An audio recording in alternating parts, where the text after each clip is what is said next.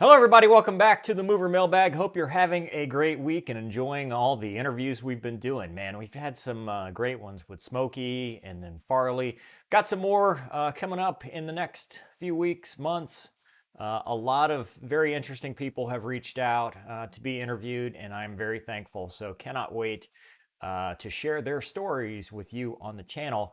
Also on Monday, we finally did the AI versus gamer flight with Sung Ho versus Falco, and the results will surprise you. So that video with breakdown and analysis will be on the next Mondays with Mover. So hopefully you will enjoy it. And if you haven't already, check out my secondary channel, Life with Mover, for anything other than aviation. So dogs. Speaking of dogs, there's one that just rolled in here. Dogs, guns, cars, all the other stuff that is in my life and interesting to me, but non-aviation related. So today we're going to take a look at your questions. There he is behind me. That's Kaiser. Your questions, emails, letters, etc. Starting with packages and stuff that I've gotten.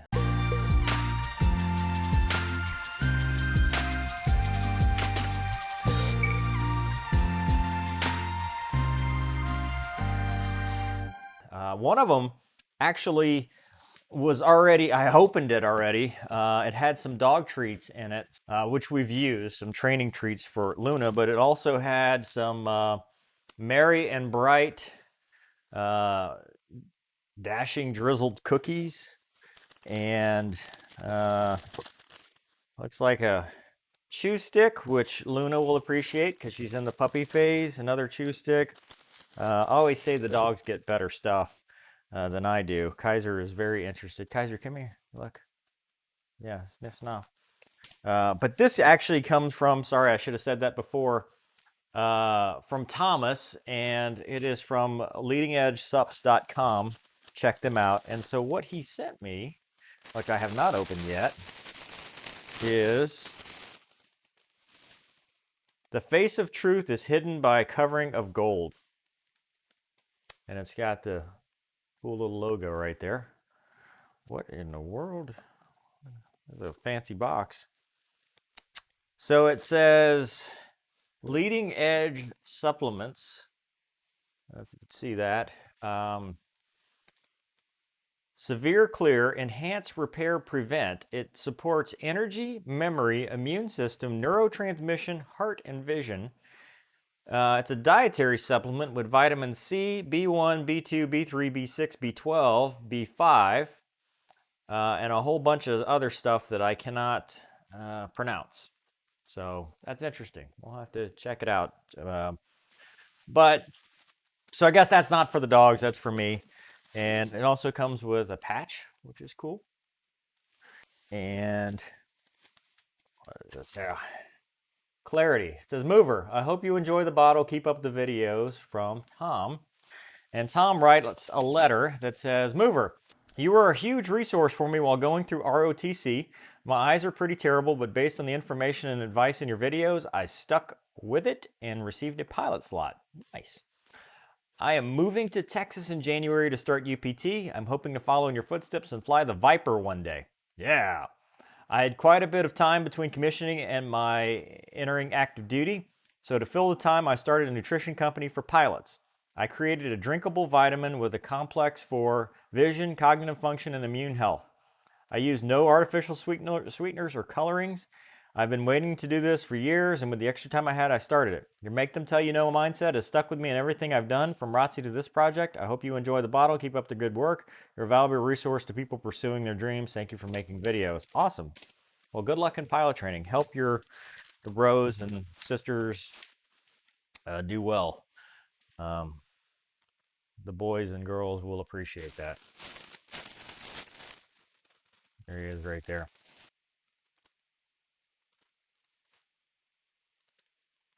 There you go. Okay, let's go to the next one.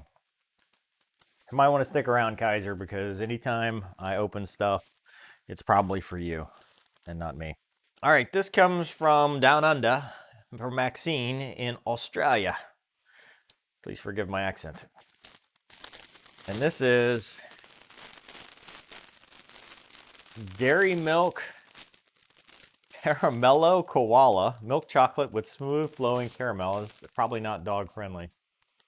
Yeah, this is human. This is for me. Interesting, interesting. Something from Aussie land. And then Tim Tam irresistible chocolates for me. Oh, it's got a card. And then there's a wrap, late Christmas present. Ooh, fancy. Box within a box.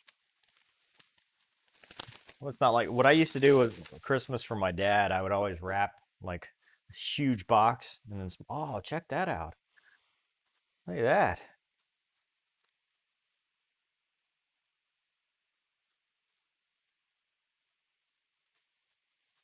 It's really special. It's a helicopter. 2 helicopters. Cool. And it says mover. It says, P.S. The biscuits are a national treasure. Enjoy. Oh, that's cool. I need to go to Australia. That'd be fun. Merry Christmas. Dear mover, I hope you and your boys have a fantastic Christmas and a safe, happy New Year. Take care and God bless from Margot Robbie. Yeah. AKA Max. P.S. Not sure if you can use your gift, but it reminded me of all your brilliant Hilo vlogs. Keep doing what you're doing. Love it. Well, that's awesome. Very cool. It's got a koala. I need to go to Australia. It's the only answer. Also, the Hilo vlogs are coming back very soon. I'm not going to ruin the surprise, but much sooner than you think. All right, this next one is priority mail, and it comes from Gabriel in Puerto Rico. Oh wow. And it says, good day, Mr. Lemoyne. My name is Gabriel, and I'm an aspiring Marine Corps officer with hopes of becoming a fighter pilot. I'm also a senior member in the Civil Air Patrol, and I'm actually writing to tell you my story in it. I joined the Civil Air Patrol in 2019. In the year and a half that I've been a member, it has been an unbelievable experience. Without a doubt in my mind, joining this organization has been the best decision in my life to this point, and I should have gotten in sooner. I was not a Cap Cadet, but working with them as a senior has shown me the incredible involvement that they are given. I'm an aviation student, and I joined the Civil Air Patrol to fly for them. There have been obstacles on the road to get the checkout done, and COVID didn't help. I should, however, be able to get checked out early this year. In all honesty, it has been great without flying because I've been able to be trained in so many other areas such as aerospace education and emergency services, among others. Being a huge fan of airplanes, rockets, and space, being an aerospace education officer has been the best job I could have, and I enjoy sharing my knowledge with cadets. During the pandemic, I was able to volunteer in the CAP mission to help distribute PPE to the communities across the island of Puerto Rico, where I was born and raised and still going to college here. CAP has also allowed me to take part of special events such as being a judge in the cadet competitions, be scorers through a basketball tournament my squadron hosted, even be an instructor for seniors such as Regional Cadet Leadership School, and some courses for the seniors in their professional development program. Those last having been done virtually due to COVID. Yes, even in a pandemic, CAP does not stop. I can't believe that this organization allowed me to do in just 1 year and a half of membership. That's what I take away the most.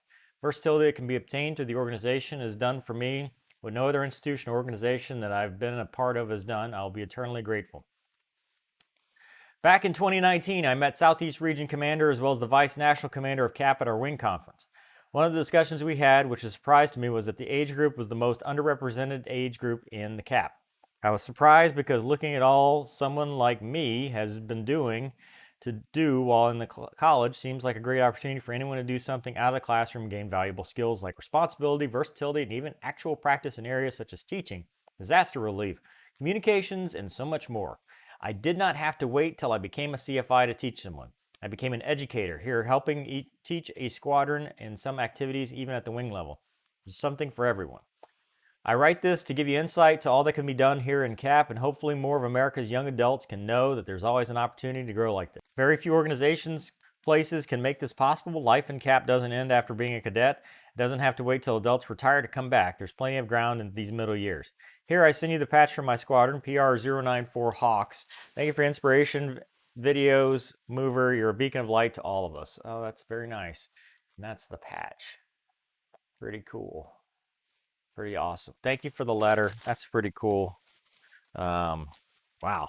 Just that's amazing. It's amazing how wide-reaching this community is. Well, that's it for letters. Let's take a look at some of your emails. And so if you want to send me something, P.O. Box 8594, Mandeville, Louisiana, 70470. Just make sure you shoot me an email before you send it, or at least after you send it, so I know to go check the post office box. If you want to email me something, movermailbag@cwlemoyne.com. This comes from Adrian. Yo, Adrian.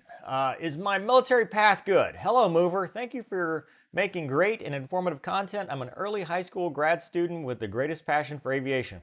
My goal is to become an Air Force Reserve and civilian pilot. Decided to enlist within the Air Force Reserves at McConnell as a mobility avionics technician while I attend college as a way to eventually become a pilot at my base. I have 40 plus hours of PPL flight training, 10-ish away from my check ride. While in college, I plan on obtaining my instrument, commercial, and CFI ratings, all within my sophomore year of college. I'm also a 4.0 GPA with the intention of continuing that streak throughout college. Do you think the graduating college with a 3.8 to 4.0 GPA and 1,000 hours of flight training will be enough to be a top pilot slot candidate for my base? Also plan on being the best airman I can be, hopefully BMT honor grad staff sergeant by college graduation. Yes, but just remember, it's the whole person concept. So it's not just GPA and hours. Make sure you do well in your AFOQT and TBAS, and make sure you don't violate rule number 1. So don't be a douche. If you're a good person, which it sounds like you are, good personality, good head on your shoulders, work hard, yeah, I think you're going to be in a good place. I think you're doing really well, and I think you should keep it up. So awesome job. Good work. Make them tell you no, though. This comes from Macy. Dear Sniper, Kaiser, and CW Lemoyne. This is for you, Kaiser. Pay attention. I am 13 years old and I'm very interested in military aviation and just aviation in general. I know a lot of people are interested in fighters, but I'm kind of interested in heavies, although I'm interested in both. I also don't care what I fly as long as I'm an aviator and preferably serving my country. I have a few questions. First of all, at 13, this is awesome. You're doing great already. Number 1, in 4th grade, I was held about half a grade behind my class in math and English. I was not held in anything else. In 6th grade, I used your philosophy, make them tell you no, and in 7th grade, I successfully got back with my class for English. That's awesome. It's great. I'm currently working on getting out of the math class for high school, but what if I can't get out of this class? Could I still serve my country or even become a Lockheed employee? Lockheed employee, that's awesome. Note, I do not have ADHD. I do not take medication. I've never been diagnosed with ADHD. So I'm going to stop right there. Yes. High school gets you to a good college, ROTC, academy, all that stuff, but it's only the first step in a very long road. So you can absolutely still become a fighter pilot, still become a military pilot, still go work for Lockheed Martin. Get into a good college. I mean, even if you can't get into a good college, I started out. I went to Tulane University, and I started out at a 2-year community college, which is a really good school, great teachers. It's people kind of put down community colleges, but I got a lot of good stuff from the teachers there and from my experience there, and I used that time to get a good GPA, and then I got a scholarship to go to Tulane, so I didn't pay for school. So yeah, it's never done just because of a little bump in the road. So you absolutely can still do it. Just go to college, get a good GPA, join ROTC, or try to apply to a Guard Reserve unit. That's your best bet. Number 2, I am not in sports, but I'm in fact in band. I'm currently playing the clarinet, bass clarinet, and guitar. Good Lord. In my case, could this help in the long run because it is fairly social, helps with coordination? Thank you for your time and service, Macy. Yes. You don't have to do sports. It's obviously a good task. It's a good thing to have. It's helping you develop these skills, the creative side and stuff like that. I think absolutely it'll help you in the long run. You still should stay in shape. You go work out, go run, because you want to be able to pass PT tests and be able to handle the rigors of flying high performance aircraft. But yeah, I think it'll absolutely help. I think there's no problem with it whatsoever, and I think you're doing great. And based on your questions, I think you're well on your way to becoming a military pilot or whatever you want. I mean, you've got a good head on your shoulders. Keep it up. Do good work. All right, next question. This comes from Adam. Hey Mover, I'm a huge fan of the channel and I'm 15 years old. I will be joining the Royal Canadian Air Force, RCAF, after high school. I have 3 questions. 1, will you ever fly another fighter like F-35 or the F-16 or A-10 after the T-38, or is this the last fighter you will fly? I wish I knew the answer to that question. I would love to, but don't know. Next question. I also want to know what you think about the Royal Canadian Air Force. What fighter do you think they should buy? F-35, F-18 Block 3, or Gripen E? Thanks so much if you answered this. Okay, your second question. I think they're a great group of professionals, great group of pilots. I've served with them. The Canadians used to come down every year to Homestead, and we would do air-to-air stuff with them. Intercepts, defensive counter-air. We'd do dogfighting with them. Always a great group of professionals, always fun to work with, fun to hang out with. Would have no problems going to war with them. I think they're an outstanding Air Force. As far as what do I think they should buy, I don't get into that. Everybody asks me that. I don't get into what other countries should buy. Whatever suits their mission best. They're all good options. But thank you for the email. All right, this comes from Tony. I'm the Hey Katie person from your 1228 wrap-up. Mr. Lemoyne, I want to thank you for a particular subject of your blogs. Main reason I'm contacting you and super chatted you several times during your 1228 live stream is because my family has never had a dog that wasn't a rescue. Good on you. That's awesome. Adopt, don't shop. The first was a German Shepherd mix my newlywed wife and I brought into our home 24 years ago. Dixie lived a long life and held us together when a crisis brought 4 children into our home just 2 years later. Dixie was a companion to those kids as we began raising them to adulthood. Good on you.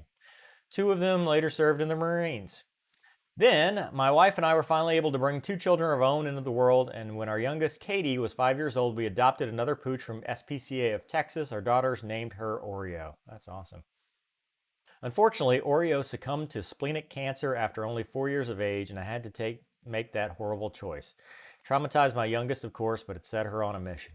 I hate to hear that. She became engrossed with every YouTube channel involving any animals from mammals to amphibians to insects and arachnids. Gross. His gross, not mine, although gross. She's not interested in aviation yet, but I've called out to her when you bring your pooches onto your videos. She senses that your I'm a tough-ass military pilot attitude changes when your dogs come to you, and your entire attitude changes to a proud papa. That's true. When you responded to my super chat with Kaiser and Sniper and said, "Say Katie," she was overcome in a good way. Thank you. Well, thank you for the email. And that's awesome. I love dogs. Yeah. I got one sleeping right here. I don't know where the other 2 are. One of them is probably in trouble. So we'll see what she's doing. But yeah, she's a puppy. She does that kind of stuff. All right, we'll take one more question and then we'll save some for the next one. This comes from John. T-38A ADAIR out of UPT. Hey man, I'm currently in UPT about 2 months from graduation. Was wondering what life is for a new T-38A wingman straight out of UPT. We've had pilots from about every community visit over the past year, or pilots within the squadron who fly the MWS besides the A model. That's the weapon system, MWS. We just recently had someone drop it, but had no idea whether it's still a pathway to the Raptor or just fighters in general. Are they TDY all the time? I figure you could be the person to ask. Don't worry about putting this in the video, as it probably wouldn't apply to most people. Just want to make an informed opinion in the next couple of weeks. Well, I'm putting it in the video. But also, if you want something not in the video, send it to me, CWLemoyne, CWLemoyne.com directly. But to answer your question, being an ADAIR wingman is like being a wingman in, any combat Air Force squadron. Lieutenants show up, they're wingmen. They get spun up in our mission of doing adversary air. And then they get some experience, and then they become flight leads. So they learn how to lead. We don't really do BFM. We call it FM, fluid maneuvering, which is kind of like BFM. Then they lead ACM. Then they lead 4-ship. And then eventually they become mission commanders.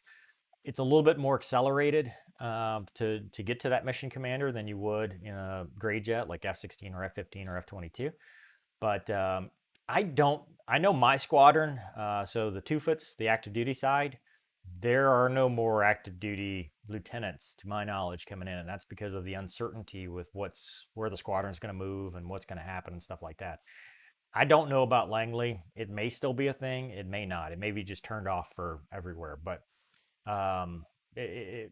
either way, it's pretty much the same thing. There's a syllabus you go through, and it's just like any other job. You'll get a squadron job, scheduling weapons, something like that. You'll help out there, and then you'll be the snacko. So you'll make sure there's popcorn and beer, and I don't know if we can even say that anymore, but you'll be the snacko. And as far as TDY all the time, no. I mean, three or four times a year pre-COVID. Now, not at all, but pre-COVID, yeah, 2 or 3, maybe 4 times a year. We go to Savannah, but other than that, it's mostly flying locally at Eglin or Tyndall or Langley or wherever. It's a good thing, and it used to be a kind of a stepping stone to the Raptor. Now, lately they've been doing drops, so it's just like being a first assignment IP. You do that for a couple years, and then they go, "Hey, you're going to go. You pick. You put your dream sheet, what you want." And then we've had guys go to the A10, F-15, etc. Most people end up in the F-22, though. That's the most common thing I've seen. But it's a good gig. I mean, I enjoy flying it. T-38A is a lot different than the T-38C. It's all analog. There's no HUD.